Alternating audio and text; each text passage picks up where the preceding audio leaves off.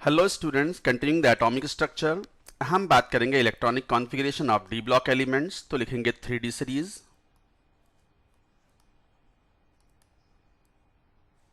3D series के elements में scandium से लेकर के जिंक तक, scandium, titanium, vanadium, chromium, manganese, यहाँ लिख सकते हैं, iron, cobalt, nickel, copper, zinc. So these are the 10 elements in the 3D series. इनके इलेक्ट्रॉनिक कॉन्फ़िगरेशन लिखेंगे डी ब्लॉक में। स्कैंडियम 21, 22, 23, 24, 25, ये इनके एटॉमिक नंबर्स हैं। 26, 27, 28, 29 एंड 30। स्टूडेंट्स को पीरियोडिक टेबल जितना अच्छे से याद हो सकती है उतने अच्छे से करनी चाहिए। एंड इनऑर्गेनिक पढ़ने के लिए तो periodic table plays an important role. जब आप कोऑर्डिनेशन पढ़ोगे, coordination compounds in 12th class, important chapter, one of the most important chapter of inorganic chemistry, then you will realise the importance of periodic table. तो अभी तो बात कर रहे हैं हम स्कैंडियम। तो एक बार तो फुल कॉन्फ़िगरेशन चलो लिख लेते हैं।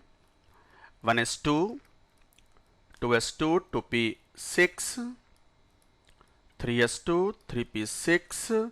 उसके बाद आप तो जानते हैं 3p के बाद 3d नहीं भरेगा, 4s जाएगा, 4s2, कितने इलेक्ट्रॉन्स हो गए? 20 हो गए। And then 3d1। इसको आप चाहो तो यूं भी लिख सकते हो, जरा ध्यान से देखो आप, ये क्या है? This is the previous noble gas, what? Argon. So this is argon and then we can write 4s2, 3d1।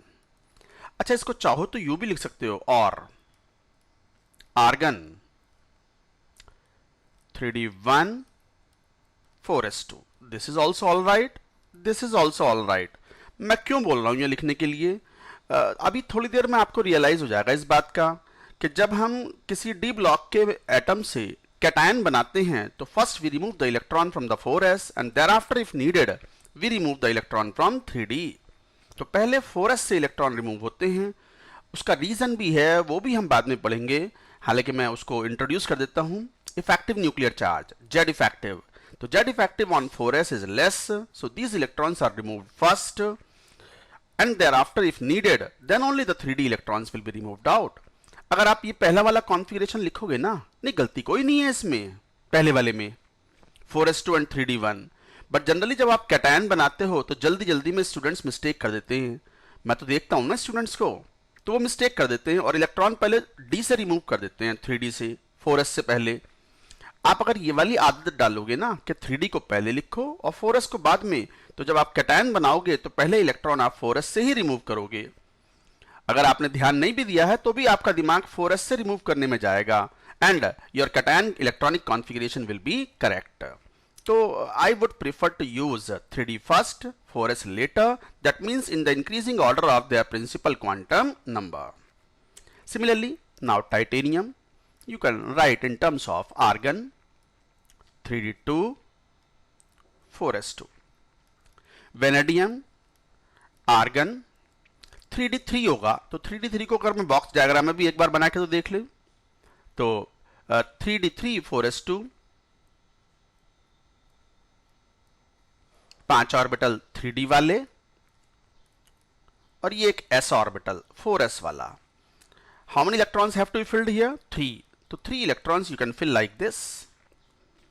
और s में पेयर्ड हैं electron, so how many unpaired electron? n is equal to 3, सो 3 unpaired electron. But chromium is very important, star mark कर दिया, underline कर देंगे, exceptional electronic configuration है ये, और इसका कॉन्फ़िगरेशन ये पाया जाता है, argon 3d5 and 4s1।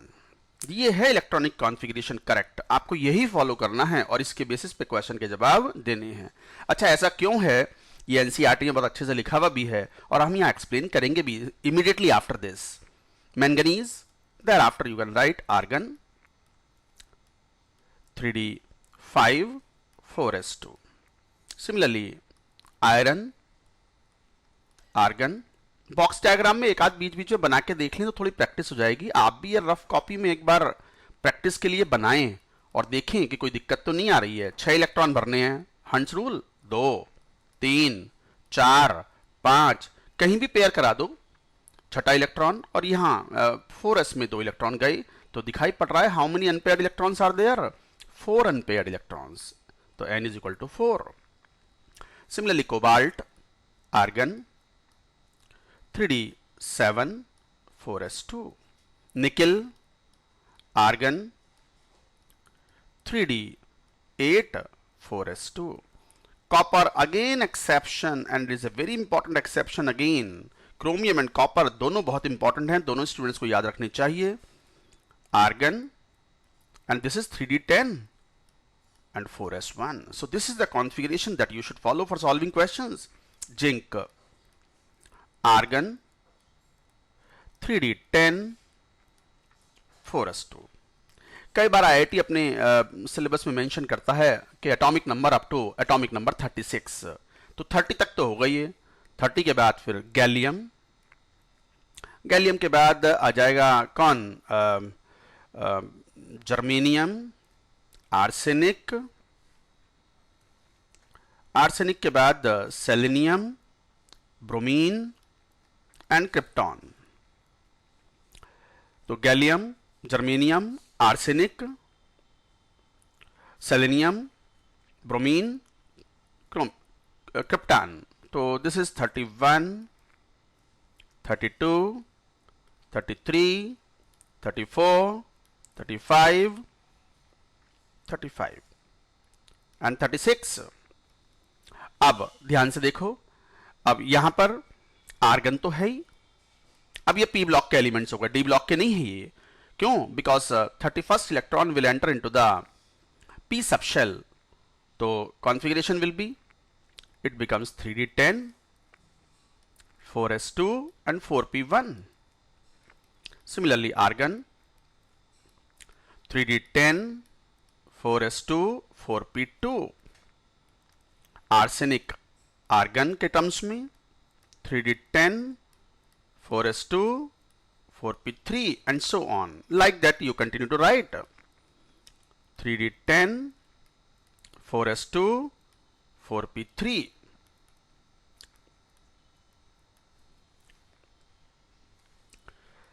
Three D 10 4s2 4p4। I think यहां 4 था और ये 5, right. Krypton, argon 3d10 4s2 4p6। So noble gases के अंदर कोई अनपेयर्ड इलेक्ट्रॉन नहीं होते। किसी भी नोबल गैस में ग्राउंड स्टेट कॉन्फ़िगरेशन में there is no unpaired electron.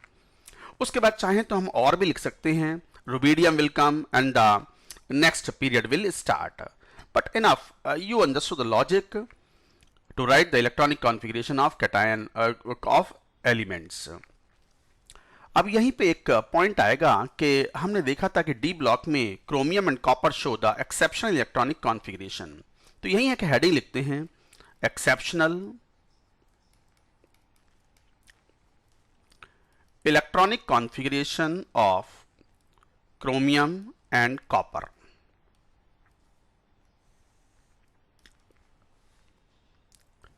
अच्छा, क्रोमियम का इलेक्ट्रॉनिक कॉन्फ़िगरेशन देखें, 24।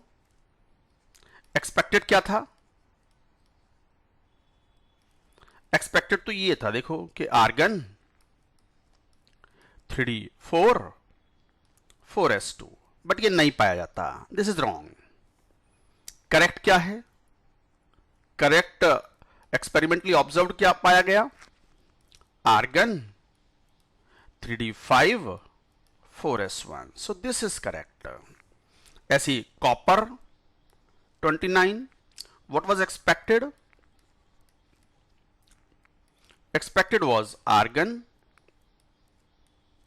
3d9 4s2, जो कि नहीं पाया जाता है।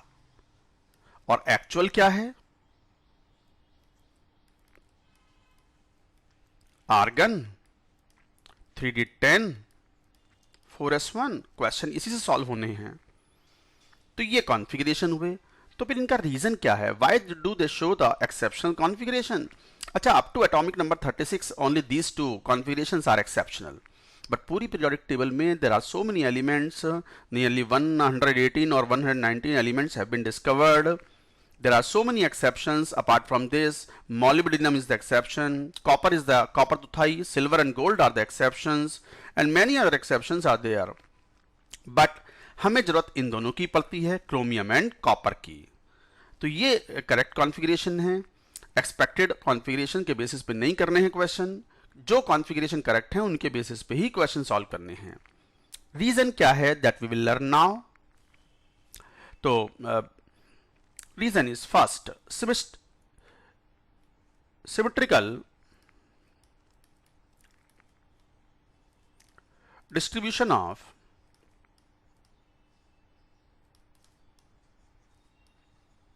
electron. There is a general rule of stability. Symmetry provides stability.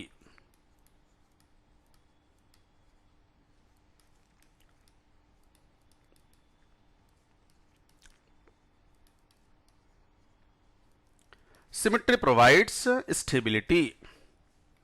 So symmetrical distribution of electrons among the degenerate orbitals of a subshell makes the more stable distribution. तो इसका मतलब symmetrical distribution का मतलब जैसे D है तो D में 5 या 10 भरे हुए हों तो that will represent the more stable configuration. तो on that basis half filled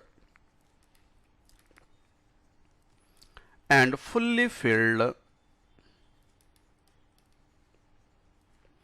electronic configuration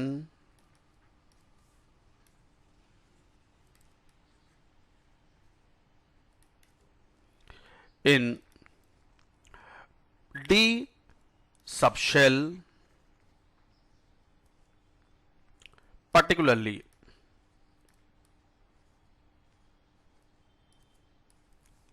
is more stable configuration due to symmetrical distribution of electrons.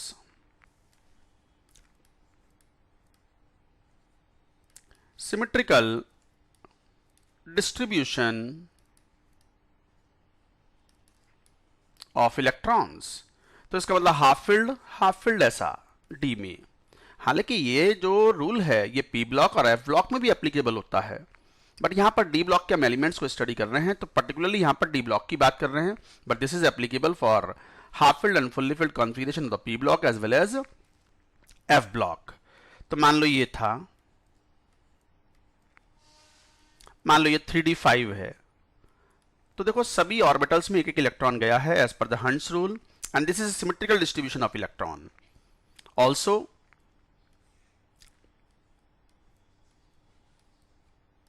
3d10, so ये क्रोमियम में पाया जाता है और ये कॉपर में पाया जाएगा.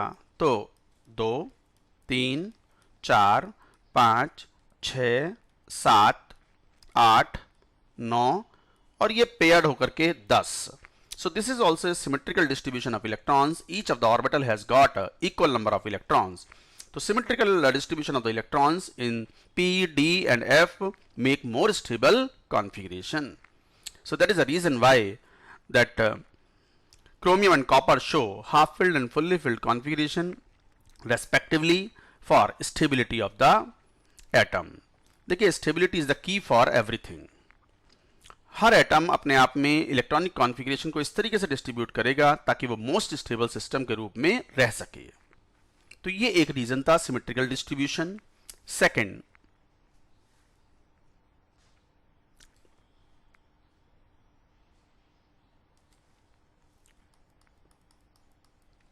Exchange energy.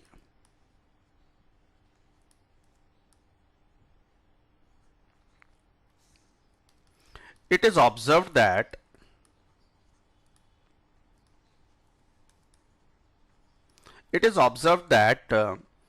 similar spin electrons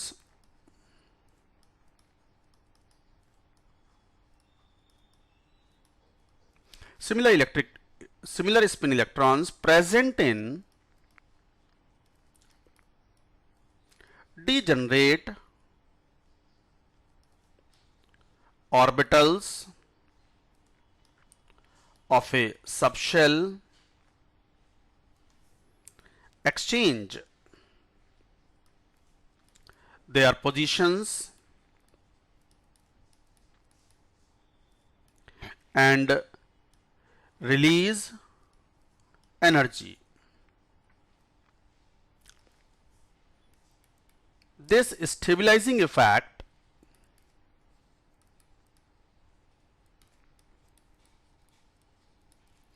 is especially more for half-filled and fully filled configuration.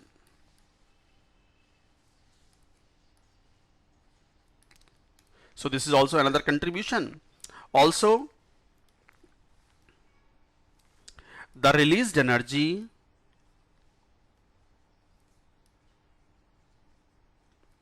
due to exchanges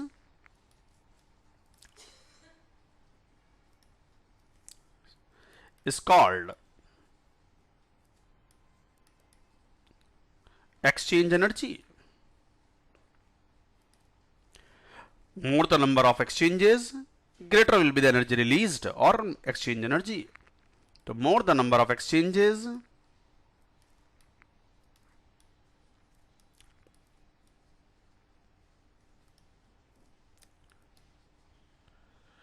greater will be the exchange energy,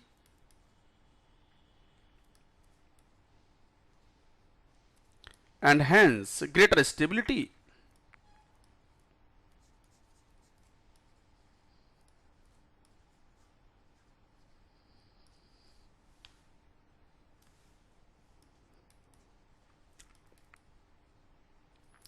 and hence greater stability. जैसे एग्जाम्पल लेके बात करते हैं.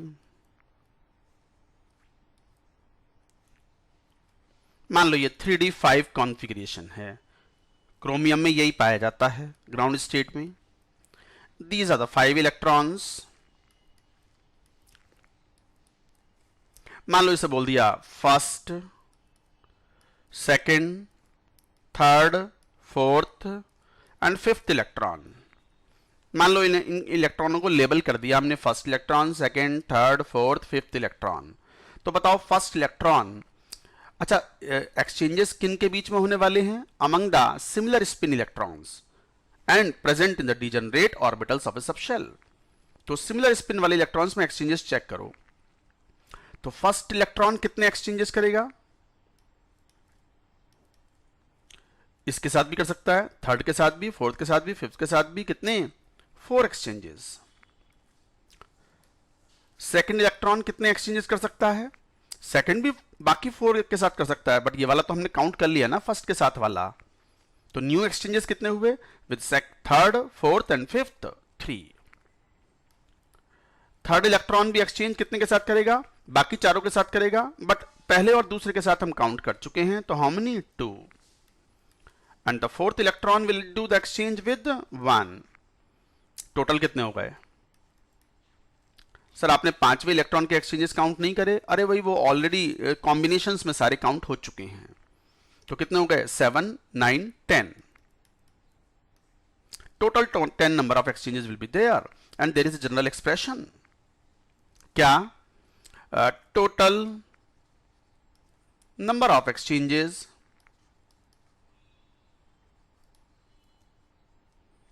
among similar spin electrons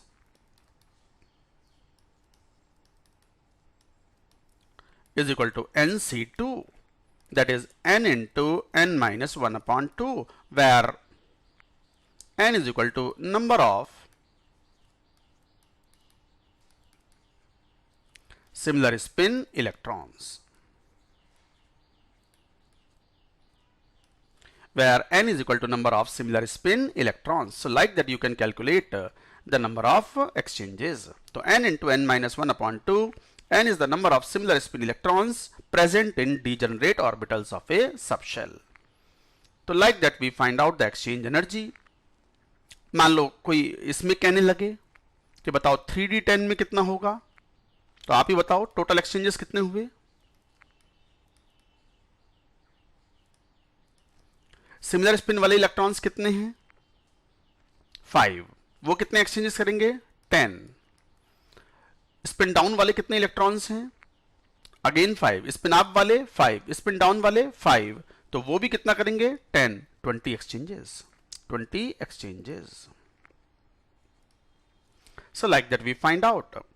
So more are the number of exchanges between the similar spin electrons, greater will be the exchange energy released, and obviously जो बचा हुआ system होगा उसकी एनर्जी कम होगी, system will be stabilized. तो these are the reasons for the exceptional electronic configuration of chromium and copper. और बहुत ही important है, जब क्वेश्चन सॉल्व करेंगे तो जो एक्सेप्शनल कॉन्फ़िगरेशन एक्सपेरिमेंटली हम ऑब्जर्व करते हैं क्रोमियम कॉपर के लिए, उन्हीं को लेकर के आपको क्वेश्चन को सॉल्व करना है।